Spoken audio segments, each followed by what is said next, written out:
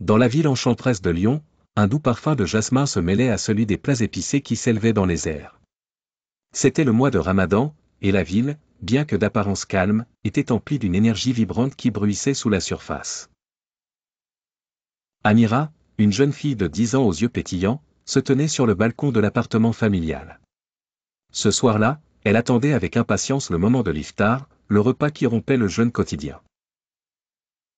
Pour Amira, Ramadan avait toujours été une période magique, un moment de foi et de communion familiale, mais aussi de délices culinaires. Sa mère, Yasmine, était dans la cuisine, préparant un doux mélange de choses qu'Amira aimait tant.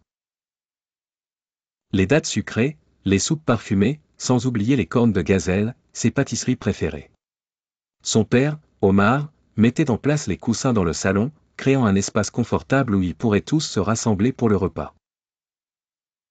Mais ce qui faisait vraiment la différence cette année, c'était la présence de son grand-père, Ali. Il venait avec ses histoires fascinantes du temps où il vivait en Algérie. Sa voix était pleine de sagesse et d'aventure. Amira attendait toujours avec impatience ses récits. Lorsque l'appel à la prière résonna dans l'air, un sentiment de paix envahit la maison. Toute la famille s'assit autour de la table, les yeux fermés pendant une brève prière de remerciement. Après quoi Amira savoura la première date, sentant sa douceur lui emplir le cœur de bonheur. Ali, avec ses yeux pétillants d'une jeunesse retrouvée, commença à raconter l'une de ses histoires. L'histoire d'un jeune homme qui avait franchi montagnes et rivières pour aider sa communauté à trouver de l'eau. C'était une histoire de courage et de générosité, de foi et de famille, des valeurs au cœur de ce mois sacré.